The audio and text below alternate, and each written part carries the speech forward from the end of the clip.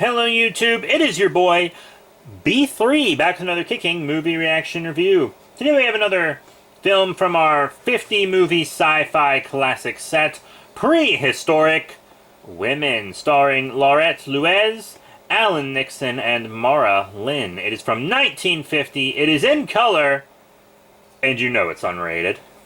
So Tigri, played by Laurette Louise, is a Stone Age beauty. And she teams up with her friends to kidnap some hated male specimens to be husbands and slaves. One, named Ingor, played by Alan Nixon, makes his escape and in his journey learns to make fire. When he is recaptured by the women, he uses flames to drive away a dragon that threatens the tribe. This apparently makes the women believe that men are not so bad after all. Tigri and Ingor subsequently wed and set off to start civilized living. So, these women are rapists, just like the women in the last film that we reviewed, The Wild Women of Wongo. There is a kind of subtext of rape here, and that is uncomfortable. Luckily, we don't see anything sexual, period, so that's good. But, these women were children that were taken away by women from a tribe of men, who, like, abused them and stuff. And then they were raised to kind of hate men, but then they needed men to grow the tribe, so they kidnapped a bunch of men. You know, and there was that one guy, and the dragon. Oh my god, the dragon. The dragon he fights off is just a really big duck. I was waiting the whole film for the damn dragon, and then the dragon's just a big duck. Wow. The real, actual threat of the film is this, like, giant. There's, like, this 9-foot tall dude who has like gigantism or something, and he just kind of wanders the forest and assaults pretty much anybody he sees, steals women, etc. And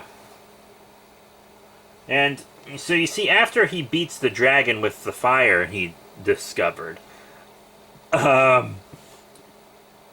everything does a 180 and the women start serving the men, so they're back to square one. And then the men and women, like, together defeat the giant, and then they start to kind of see each other more as equals.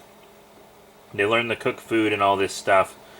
It's better than the last film. It's better than The Wild Women of Wongo, but it's still not a great film. But it's watchable. The one thing I don't really like about it is there's no dialogue in the film.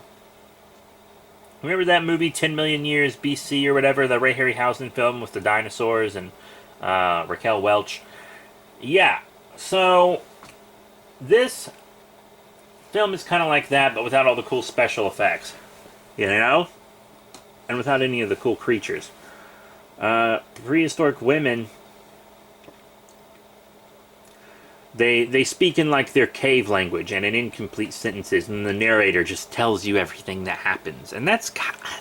You can't really get as much emotion from a film if you do it that way. It's not the only film I've seen that's like that. Those two I just mentioned aren't the only films I've seen that are like that. Is When Dinosaurs Ruled the Earth, I think, is maybe like that. I don't know. But it sucks and it's stupid. Don't do movies like that. I guess they wanted to have kind of a documentary realism feel or something, but I don't want realism. I want drama. I kind of want, you know, I mean, it's a movie about prehistoric people with a dragon in it, you know? Like, I mean, it's just a big duck. It's not a dragon. It's a stupid, stupid dragon. Dumbest dragon of all time. But, like, give us some dialogue to work with. If this film had some, like, dialogue, it could have been a pretty decent film. But it just wasn't. And then any scene where it's, like, dark, you can't see anything.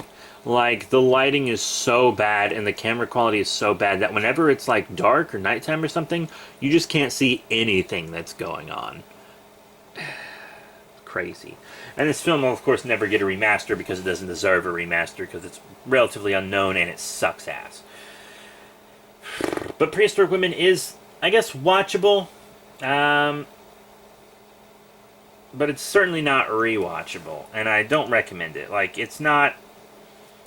It tries to pass it off as some fancy romance film, but it's really, really not. So that's it for Prehistoric Women from 1950. Thank you all very much for your support. Please remember to rate, comment, subscribe. Check out all the cool links in the description below, Facebook, Twitter, etc.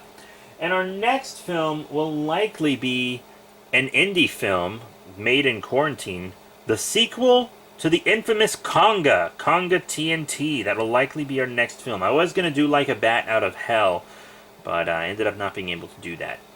So that's it. Thank you all once again for your support, and I'll see you all next time.